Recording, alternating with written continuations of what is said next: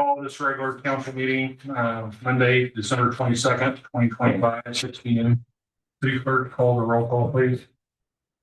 Councilwoman Brown. Councilwoman Cordes. Here. Councilman Gott. Here. Councilman Phillips. Councilwoman Sherman. Present. Councilman Sutter. Councilman Twitchell. Here. Councilwoman Renowski. Here. There being a quorum, call this meeting in order. Everyone please stand for the invitation.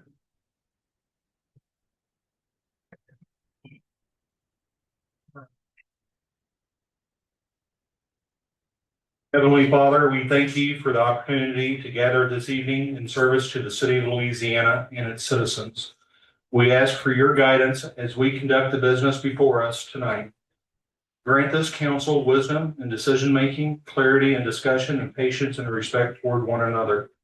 May our actions be guided by integrity, fairness, and a sincere desire to serve the common good.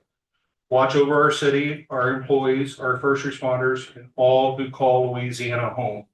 May we never lose sight of the responsibility entrusted to us. We ask these blessings in your name. Amen. Councilman Phillips, lead us in the pledge. I pledge allegiance to the flag of of the United States of America and to the republic for which it stands, one nation, under God, indivisible, with liberty and justice for all.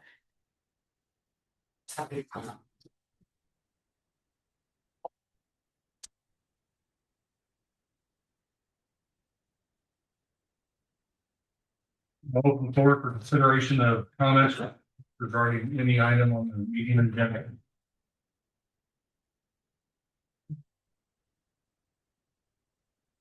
Hearing none, approval of the agenda will stand as is, unless there's any objection. Next item, approval of the minutes for November 24th. So moved.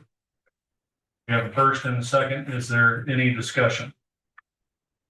Hearing none, all those in favor say yes. Yeah. Opposed, like sign. Motion carries. All right, mayor's report. We do have the treasurer's report that I wanted to present to the council. Everyone should have that in their packet. Are there any questions on the treasurer's report?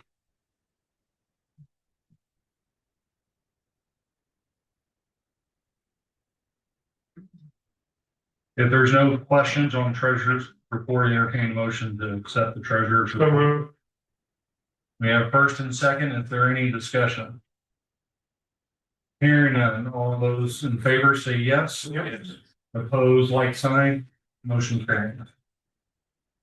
Next item on the agenda is the city administrator's report.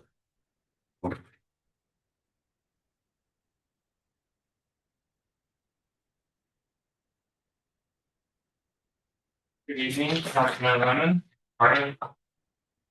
Okay, I actually have a couple things for you guys today. General update first, paper project. So I mentioned in our last meeting that we only had one bid come in. It came in a couple days after the date in which we were accepting bids, so we're out on that again. We have received a bid in during the time, so I should have those ready for you. The next council meeting. Started an employee of the month program. The guidelines for which how that's going to be chosen are in the packet I passed out. It just lists current guidelines. Do you guys have any questions about that?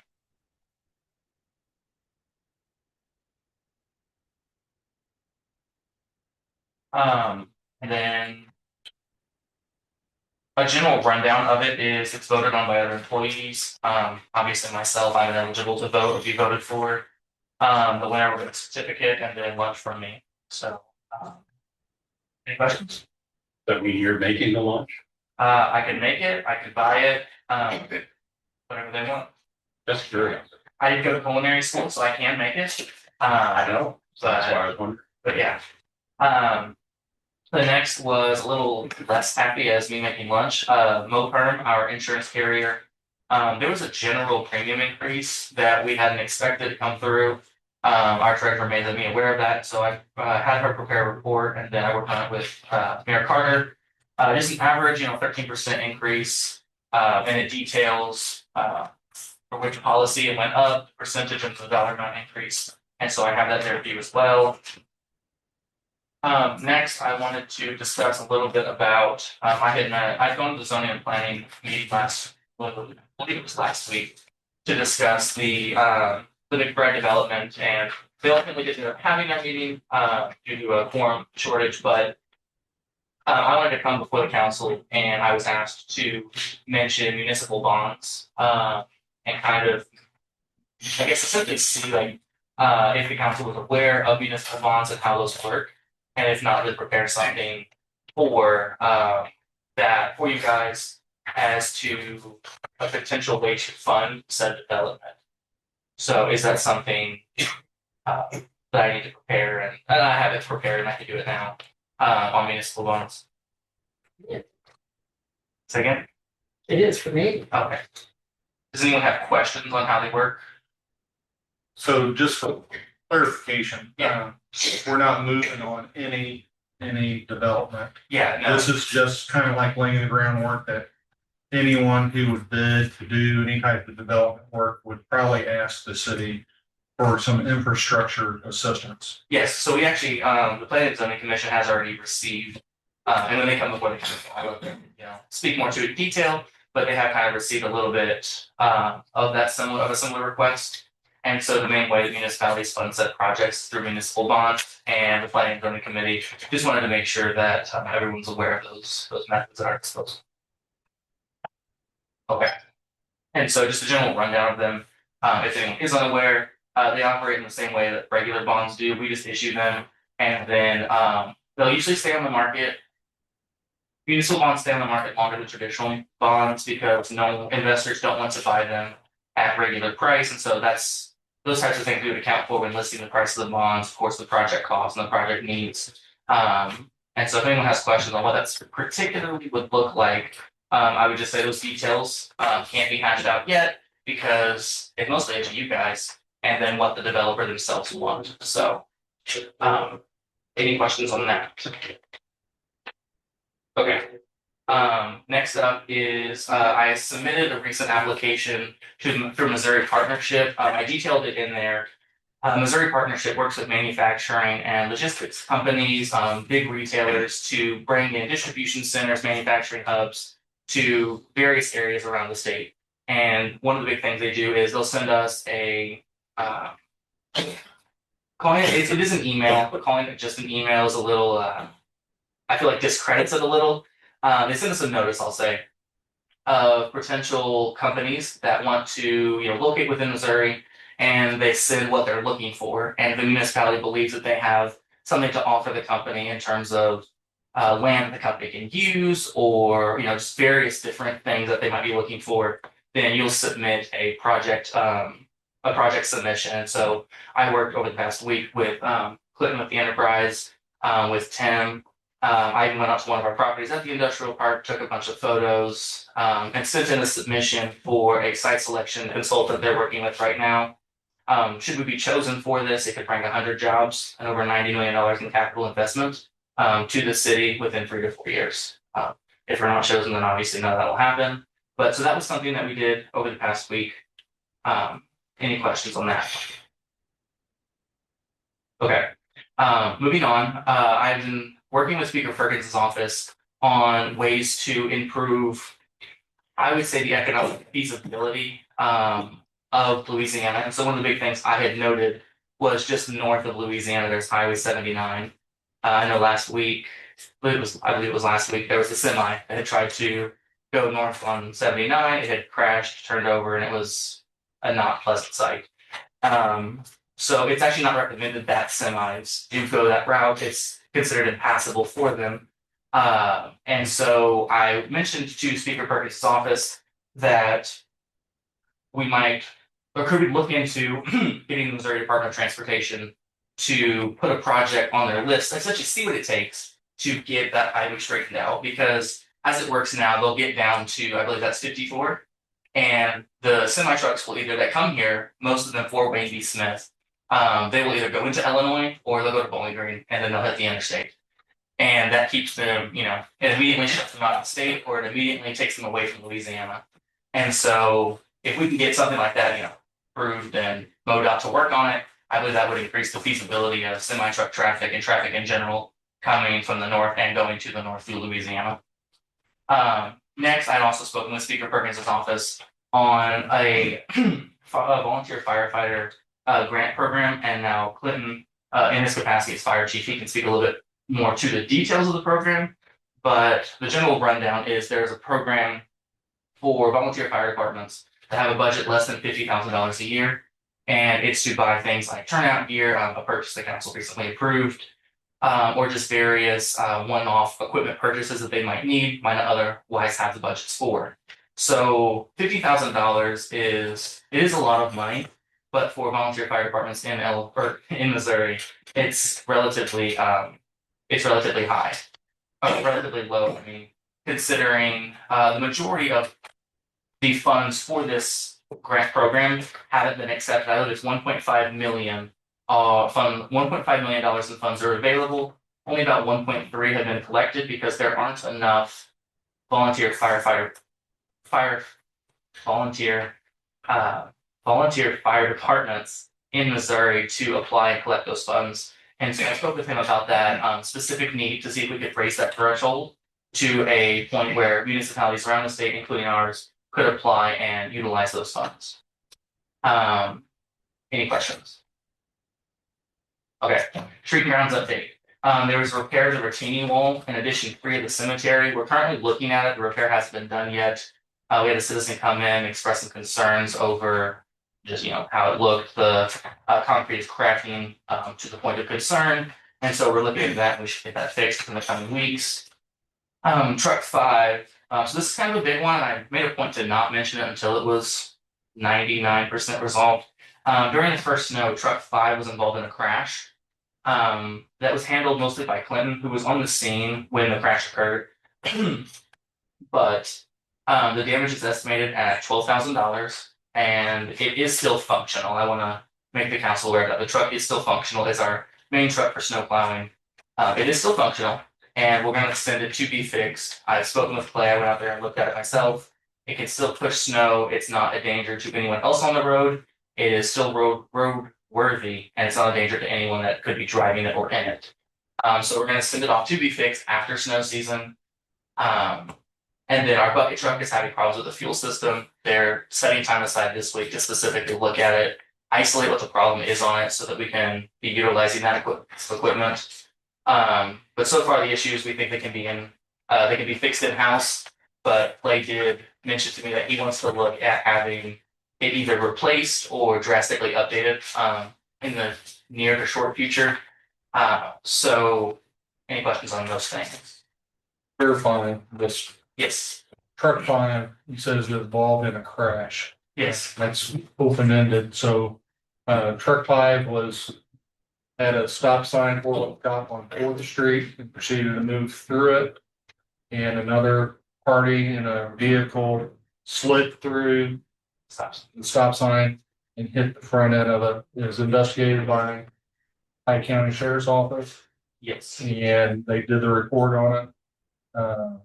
City employees did their drug test, wasn't found at fault, and it's submitted to the civilians insurance policy and in our policy. Yes. So yeah, everything you said is factual.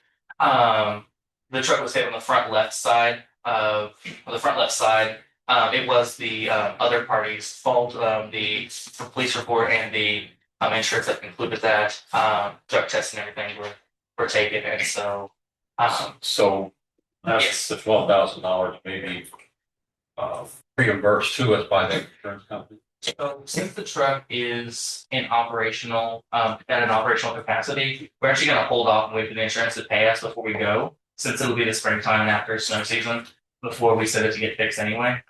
So hopefully we won't have to play, when will they reimburse us? They'll just give us our money and then we'll go and get it fixed, and, So it's not out of budget. no, it shouldn't be. It was just something that came up, happened, unexpected, you don't plan for. Who did the estimate? Brown's Auto Body. What else? And have more than one.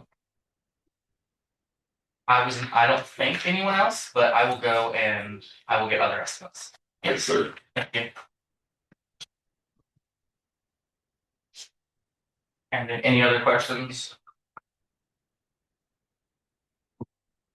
Okay. Let me.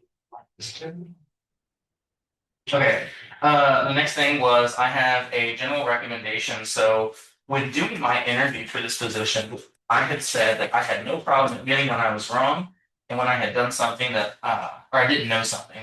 So you guys, you can see that in live time. I was wrong and I didn't know something. Until the last meeting, I was not aware that actionable items had to be put on the agenda. That's just the thing I didn't know. That was clarified to me. And so a thing that Clinton and Josh and I had actually worked on, probably my third or fourth day here, was an update to the employee handbook.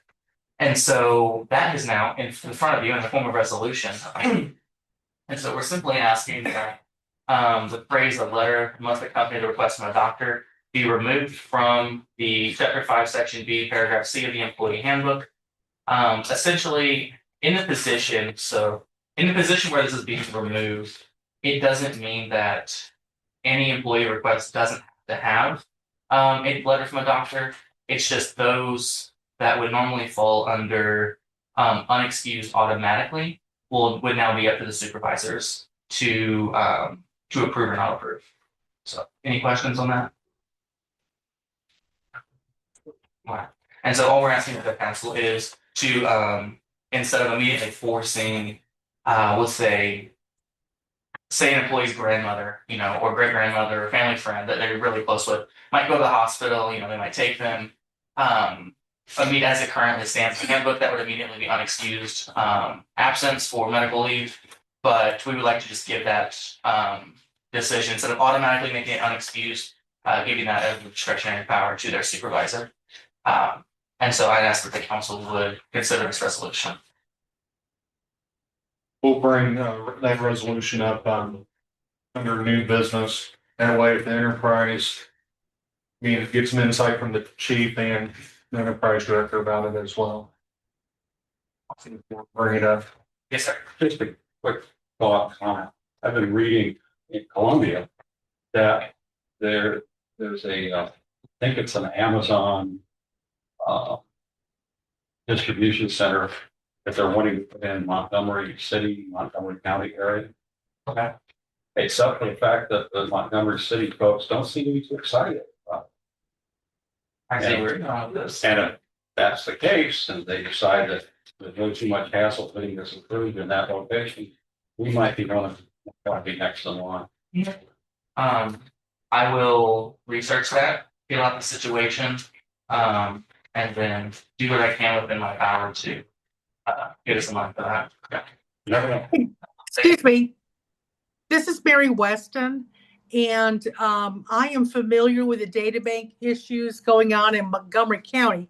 It's not a Montgomery County City issue, it's a Montgomery County issue. They just recently voted to provide tax incentives to that data center that wants to come into the county. So I just want to pass on that information to you for your edification, if you will. Okay, thank you.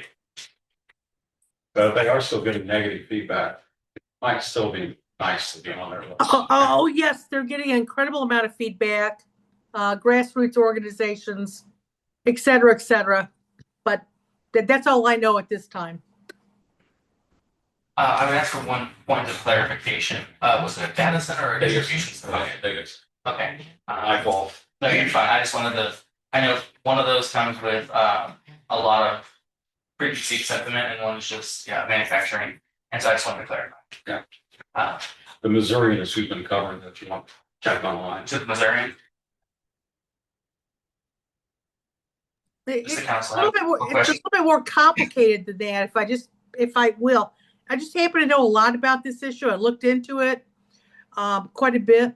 With these data centers, there is an enterprise issue going through all over the northern Missouri area. where people are trying to come in and they've bought a ton of land in Montgomery County.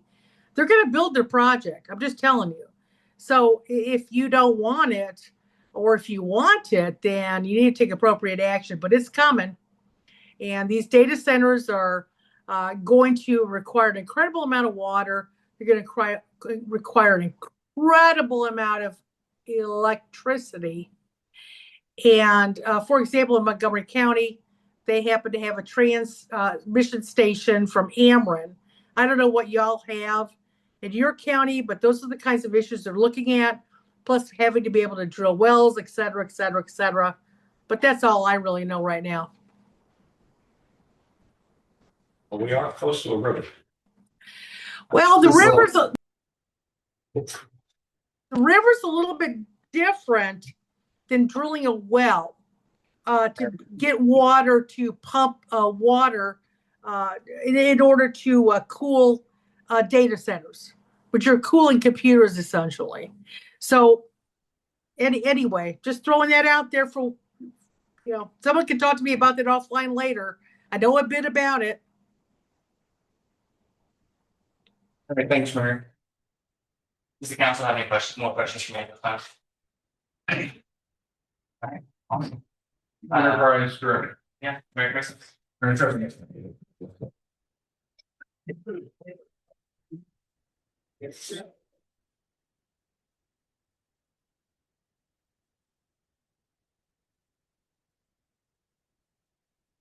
Good evening, council. Before I go into the enterprise update, I do want to have a clarification to Councilman Gott.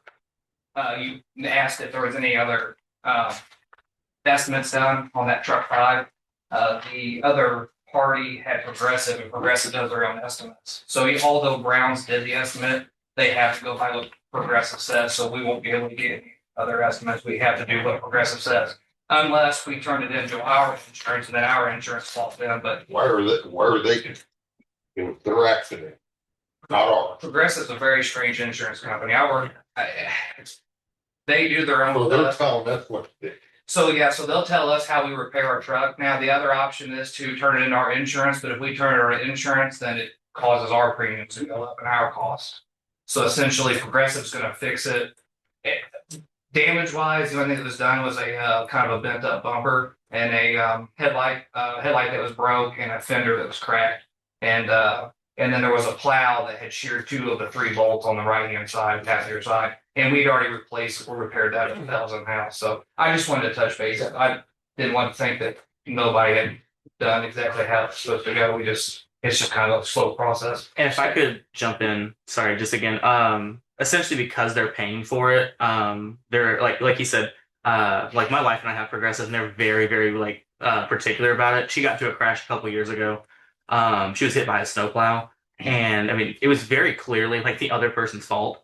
But since they're paying for it, they're like super, super particular about how they go about paying it. And so, yeah, I don't think unless we turn it into our insurance, we'd be able to get another estimate if that's the case. I have Progressive also, and I can verify that they're paying Ludius Max. Cheapest insurance, they do what they want. Yes, pretty much they run it.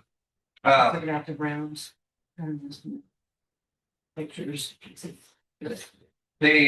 The only other thing that I don't have that was brought up that's on this that wasn't on the sheet that I handed out.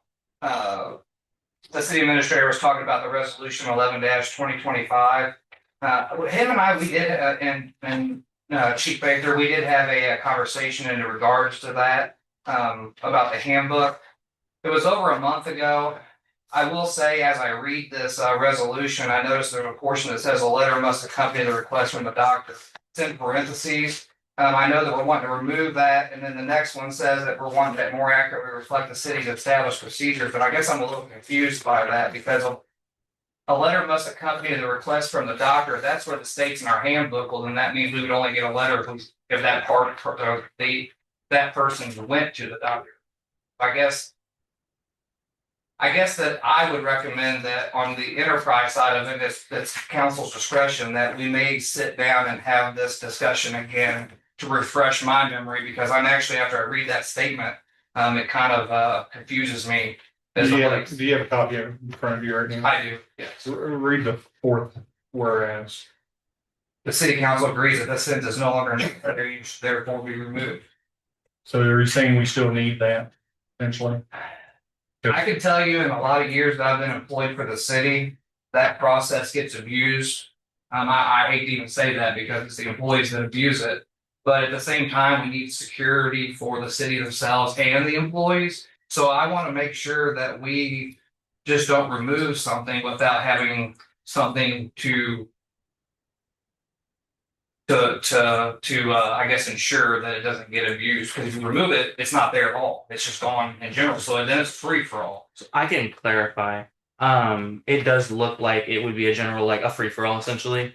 For the context for which it's written in that particular portion of the handbook, it only applies to a situation where someone may not be able to get a doctor's note. And so I don't think removing it in that particular context would make it a free for all. That's the confusion I have. Okay. So if we remove that in the context that it's only to be removed in case somebody weren't to get a doctor's note, then why does the statement say a letter must accompany the request from the doctor? I mean, they never went to the doctor, so they wouldn't get a doctor's note. So I think that statement alone is generally for if somebody were to go to the doctor, then they need to have that doctor's excuse if they're ultimately using excused absence. That's I guess, and it's totally up to the council's decision, or what their thoughts are on it. I just read this and it really now disturbs me a little bit. And it's like I said, it's been over a month that we sat down and looked at it. And it's partially my fault. I should have sat down, had a refresher on it when the agenda went out. But I guess I don't know. Just looking at that just stands out. Just for clarification, what's in parentheses is what's currently in the book. Yeah. Well, that's the thing. I without having the handbook in front of me, I don't know. I mean, I'm not going to say yes or no. We'll wait till we get to that. We'll listen to Josh, Chief, give his thoughts on it too. But I don't have no issue when it comes time to table it. The other thing I can do when I get done is I'll run downstairs, grab that handbook and visually see what that portion of that section, that chapter in that section, and how that is worded in there, because I that just seems. I just want to be sure. Because if there's an issue, it's the very first sentence, the very first whereas that I have an issue with. Because it don't sound like that's the case. For both of us. Yeah. And, well, I will say that we both did. We actually all three of us sat in the conference table, and we did do that. The issue is I mean, I'm all for. I do see what the purpose is. The purpose is if somebody were not to have excused absence, that they would be penalized for. They didn't have to have a doctor excuse. If somebody had to go do something, the statement, a letter must accompany the request from the doctor, is alarming to me, because that is telling me they went to the doctor. We need the letter, and in a sense where, say I called in because I had to take somebody that had to take my kid that couldn't go to the babysitter and he was sick, and I didn't take him to the doctor. Well, I wouldn't even have a letter to accompany that because I didn't even go to the doctor. So removing this statement I feel like we're contradicting the sole purpose of what may be on the backside. Well, I'll tell you what we'll do. When it gets to this, it sounds like this probably needs to be brought up in a work study session, because I kind of understand this both ways. I understand what you're saying, and I understand what I'm saying, and I know what the intent is. The intent is to basically give the department head the authority to approve or not approve an unexcused absence. All right. Whereas in the handbook, it says if you took your wife to the doctor, well, if you don't come back with a doctor's excuse from your wife, that's unexcused. Whereas an employer could, or the department head could excuse it. Go ahead. Yeah, I'll be making, since there's this much uncertainty about it, when we get to that point of the agenda. So I think we ought, if there's this much uncertainty, we need to hash it out before we pass a piece of, we do something that they come back to bite us. So there's absolutely no rush on this. We can wait, till after the first of the year to make the change. I don't see why we have to rush it and pass something that we aren't comfortable. with. So I'll be making that motion when we get to it. Going on to the enterprise update, water treatment plant contractor's been working in the basement. Was a couple issues. We had a gauge for the clear well. It's basically on some like a thread style, wouldn't say thread, but a setup where it runs down into the clear well, and as the water comes up, it monitors it and then kicks our pumps off or on, things like that, and allows us to monitor what our clear well level is. We had an issue that actually hung up, flooded the basement once. We were able to, they got it cleaned up, dried out. It did set back the contractors a little bit. There wasn't too much of an issue with that, but then it happened again. So the second time, it put, I think they said about 2 inches of water in the basement. It wasn't solely just that malfunction of that. There's basement floor drains in there and things like that. And the contractors, between that failing and the contractors having that kind of secured and covered and blocked off for this when they were sandblasting, that's why it accumulated so much water in there. But I will say, after talking with Miko, the engineer, he's been in contact with Martin, and they've been down there quite a bit. We could possibly be expecting a change order. If that gets to that point, I'll bring it to the council and we'll make the best decision we can on that. Wastewater plant, the auger system, I'm gonna keep touching on this until it fails again, or it just gets to where it's tired of hearing about. It is still working and functioning exactly how it's supposed to, as designed. The UV upgrade, Richie's got all that stuff on order, so as soon as he gets in, we'll schedule for to have that stuff installed before the initial startup in April 1st. Distribution of lead service inventory is completely completed. Murray Street ground storage tank conduit installation is nearly complete. We've got about a 30-foot run left. It's going to be the most challenging run. It's over top of all the electric conduit and the fiber and stuff that runs up to the antennas on Star Hill. And with the ground being so hard, and as we get through this distribution list, you'll understand we just haven't gotten to that last 30 foot yet. The mixer, I'm waiting the availability of Tom Steckman to come over and he's going to actually physically come here. We're going to go over all the data for the installation of the mixer and our ROV inspections of all our ground storage tanks. Truck 24 is back, completely completed, and we'll be ready for snow removal once we have snow. Hopefully we don't. Visual sewer analysis that was completed. We're after the first of the year. We're going to touch base and go over the final portion of it, and then we'll start on that I&I repair for the city. Meters been ordered. I initially ordered roughly 51,000 worth. I know we approved for 87,500. I wanted to do $51,000 worth first. That way we can just kind of watch our flow of our finances and things like that. I also don't need a bunch of meters just sitting on the floor until they're installed. So once we get those in, we'll get them installed. Once those are installed, we'll order the remainder amount. Distribution's been fixing leaks all over. Last week alone, they repaired 4 leaks. Dairy Queen, one by Dairy Queen, one at the riverfront, one at 12th Street, and then this fourth one that I'm going to talk about is actually very interesting. It surfaced on South Carolina between 12th and 13th Street. The guys fixed the leak there at 12th Street. 2 of them happened exactly at the same time. They fixed the leak at 12th Street, went over after they got it repaired, dug up on South Carolina there between 12th and 13th, got down to a 6-inch gas main and then an 8-inch cast iron gas main with full water. Water just blowing out of this gas main. It was very strange once they got down to it.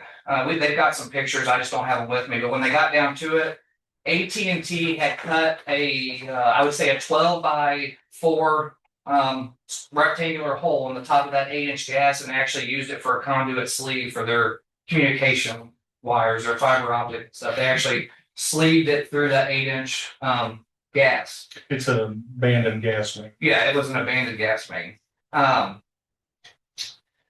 So that really put a a hiccup in the situation because the water was now coming through the abandoned gas main.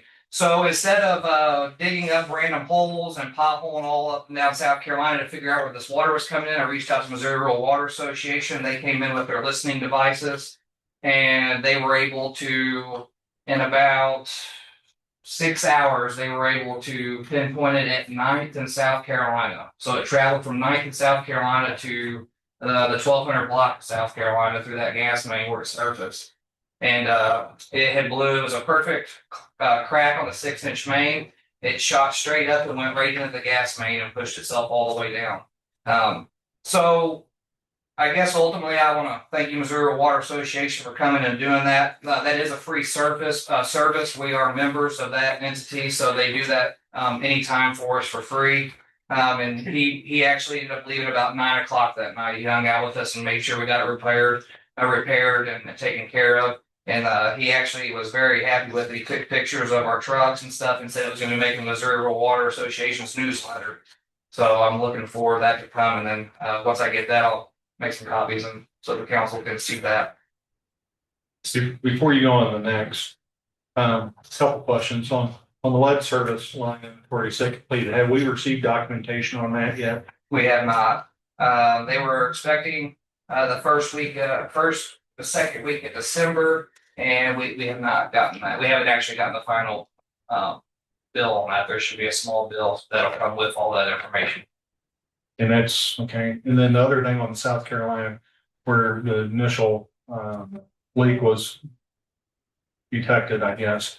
I know they repaired or they filled the holes on 9th in South Carolina, but barricades and stuff are still up between 12th and 13th and just waiting to. Is there something more that needs to be done there? No, so it's backfill. They just need to go through the cleanup process to get that done. But with everything that's been going on and stuff, they just haven't got to that portion of it yet. Did you get a hold of AT&T? So are they aware of the fact that where their line was? Well, I did I can reach see out. later on if we get it all done and finished and AT&T says, well, but we need to inspect it. Yeah, so things are a little different with the city. If you can go anywhere and really dig anywhere, and you're going to find a cable. Charter puts its cables in the ground at 6 inches deep. If I remember right, the minimum depth is 18 inches. And so this gas main was maybe 24 inches that they had used, but because they pushed it through another utilities infrastructure, abandoned or old infrastructure. There's really nothing that we can do about it. They didn't harm any of our stuff. Truthfully, I think the water main just cracked because of the extreme cold temperatures, and then it was like 50 degrees. It's just the freezing or the thawing and freezing of the ground causing that. I just hate to, I hope AT&T is aware of it, because I hate to have them come back after we've had everything all done. And to say, oh, but we need to make sure that our stuff is okay. But if that happens, it's AT&T's problem, they need to do it themselves. And we put locates in through Missouri One Call or 811. And so all those entities are actually notified that we're digging in that area and things. Just curiosity. Anytime that we put a locate in, if it's in a high profile area, they will send emails and say, please, don't do any work until we're there for locates. Sometimes you'll even get it to where, depending on if you're out on North 79, where Panhandle's a big gas main is, they will actually have to physically come and sit with you while you dig. So those entities always get notified when we do that. Just Whether they care or not, that's on them, but they are aware. So miscellaneous info, just let the council know that Nick Mailer's, that first payment was sent on November 25th, and I actually did see it in the enterprise warrants that was handed out. Let the council know, Danes has issued a letter to us, letting us know that they're requesting to do a increase for trash services. They're wanting to make it effective February 1st. I've been going back and forth a little bit with them because of the percentage they want. I'm trying to get it down as low as I can, but I'll have more information at the work study for the council on what we settled with or what we can get it down to. And then ultimately, per our contract, it's at the council's approval. So.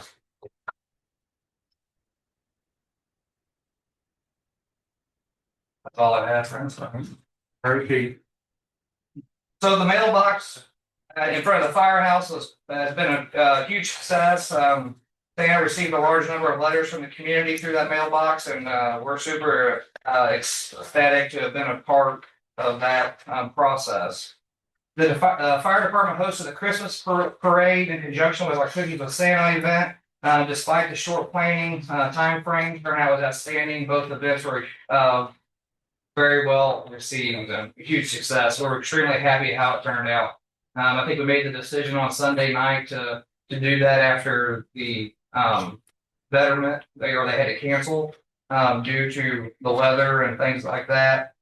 We put that together and had that on that Saturday night. So 5 days, 6 days, and we had a huge turnout. I can't even tell you how many kids went through to see Santa that night, because when we pulled up to the fire station with Santa, there was a line from the door all the way across 7th Street or across Tennessee Street to 7th in front of the church or that residence across the street from the firehouse. So we had a huge turnout. We were super pleased with how it went. The department held its annual Christmas party, which was a great success. There is some things that I do want to touch base with. During that Christmas party, we actually do our award ceremony, and there was 4 individuals that received awards. I just wanted to kind of touch base with who they were and what they were. Alec Polston, he received Rookie of the Year. Clayton Allspaul received Officer of the Year. Joshua Blair received the Chiefs Award, and Mark Starman received Firefighter of the Year. That's kind of it's such a small thing to do. They put 364 days worth of work in for that 365th day to receive an award, and it's huge to them. They work extremely hard, and so those awards, with the exception of the Chiefs Award, are voted by the members so they can tell who deserves and things like that. Incident response data, we had 23 medical calls, 8 fires, which include motor vehicle accidents, electrical hazards, gas odors, and 1 special event. Any questions? Yes. Community betterment, especially being the one that's going through all, they were peeking at that. She was real upset that it's worth on us. Get to see Santa Claus, and she was happy and wanted to give them that. And she reached out too, and I was a little concerned about that. I know people work hard for their own thing, and so when she wasn't able to do that, I didn't want to cause any issues. I just wanted to give the community what they are used to and not lose something. And so we were able to do that successfully, and hopefully she'll be able to pick back up on that next year. Very happy. All right, thank you. Thanks, Chief. Council members, everyone should have a printout of the statistics for the month of November. You have a couple things I want to touch on. The Blue Shield grant funding, the equipment that we're getting from that is in progress and slated to be done in mid-January for the body cameras as well as the LPRs. We also took part in the Cookies for Santa event, the parade. It was a good event. Overall, we had 255 calls per service, 71 traffic stops for the month of November, and 48 citations. Do you have any questions? Thank you, Chief.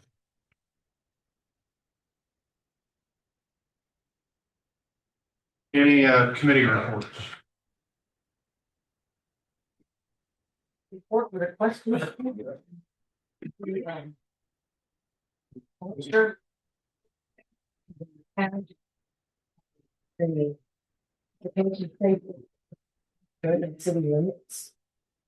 Like to discuss with the old committee. You're changing that.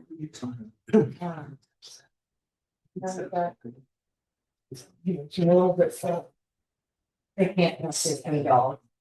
So, otherwise maybe we could forego licensing for city visitor now, so long as they're affiliated with the Okay. fostering the.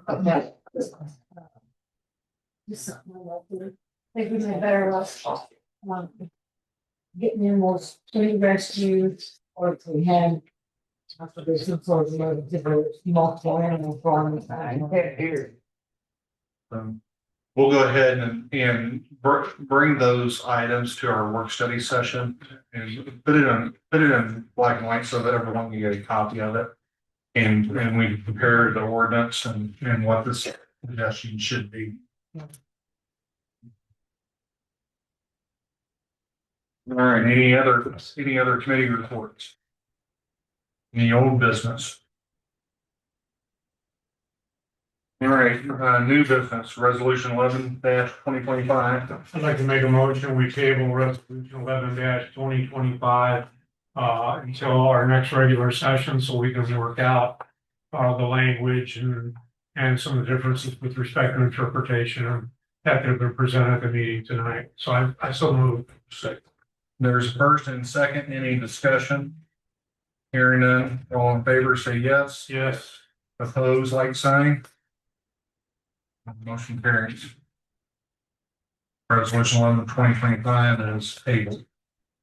All right, council, the next item that you have before us, not looking for any action tonight, and I'll tell you why. Bill 7248, if you had a chance, at our last meeting, we had Mr. Turner came to us, and there's questions on easements and working with Clinton and the easement. Everything that's been given to you in black and white, except for the legal language, is on the part. So we pushed this to Mary, and we want to cement this and perfect the legal language as far as the description of the easement, that we are vacating part of it, but yet maintaining, the portion of it for future needs. So, Mr. Turner, if you come here, I'm going to give you this because I haven't had an opportunity to give you this. Tim, I didn't get a copy. You didn't, Not the hard, I got the email, but not the hard copy. Okay. That's, Yeah, we'll get you a copy of it. that's fine. I just want to let you know I needed a copy. So Mr. Turner, I know you've been going through a process with this as far as, yeah, I know. And anything that's stopping us right now, we just want to be sure that the legal description is perfected when we report it at the Pike County Recorder's Office. So what we gotta go by, we're gonna try and go by existing surveys and use the legal language there and so forth. Otherwise, it would require having the property actually surveyed besides using existing legal descriptions. The Clinton, were you able to find the actual easement as far as in writing? Not the easement, but the platted out area. I started going through all those documents on Access, but the way they're scanned in, it's a process, and I never did complete it. So we just need to make sure that our legal description is perfect.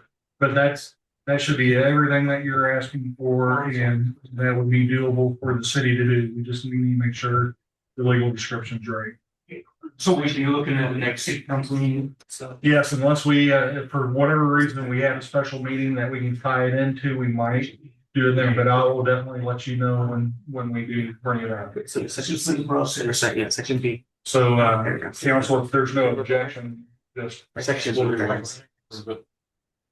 Now, with the idea of the legal language. Let me ask Mary. Mary, the question on the floor is, can we approve vacating this, and including exhibit one once it's perfected? Or does it need to be included with the ordinance when we pass the ordinance? We need to have a proper, we need to have a proper legal description. And I don't think exhibit 1 gives us that in order to rely upon. So I need to be able to say certain things such as from the point of beginning, just like a deed. A deed will say from the point of beginning, we're gonna go this many degrees, that many degrees, et cetera, et cetera. And what we have right now will not suffice for what we're trying to do. It can be very simple. Like I said before, I think if I just had a copy of the of what the city allegedly owns through that right of way, then I could easily write the legal description. But I don't have enough information to be able to tell everyone this is exactly what's happening. So, Mr. Turner, just to let you know, I think, I can't speak for the council as a whole, but they can contradict you if they want, but I think our intent is to do this, but we just want to make sure it's done right. Yes. Yeah. Yeah, I would concur. I mean, I know this has been a long, arduous, painful process in some way, and I feel bad about that. But I would rather we do it right than do it haphazardly and then have to go back and change it. So it's gonna require a little more patience. Yeah, because it'd be nice even if we can fix the speed bump again. It's totally washing up the whole side street again. You know, and then put one side back up where everybody driving over and smashed it back in. Help much. Entertain a motion to table no I second. so moved. Second, any discussion? All in favor, say yes. Yes. Opposed, like sign. We'll get you taken care of. All right, any miscellaneous business, including any comments from the public on any items discussed during the meeting?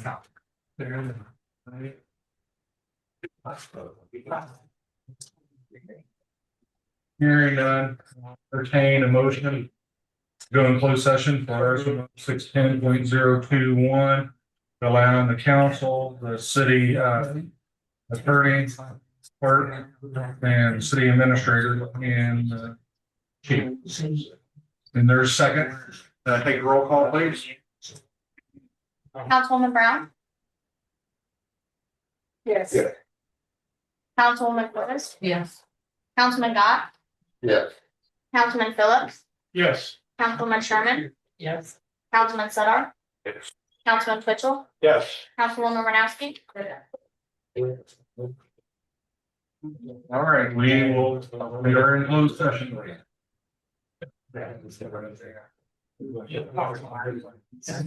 All right, everybody got clear and full, yeah.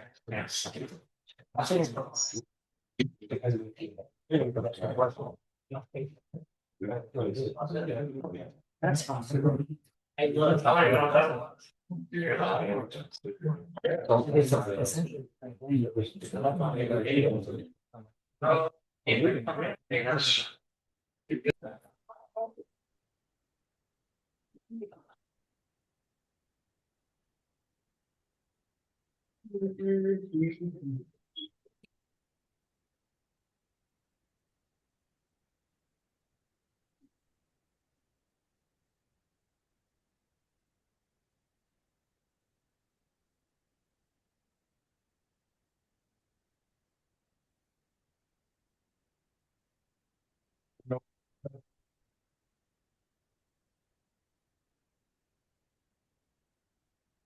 Any clarification or anything else? Entertain motion to adjourn. Okay. All those in favor say yes. Opposed, like sign. All right, motion carries.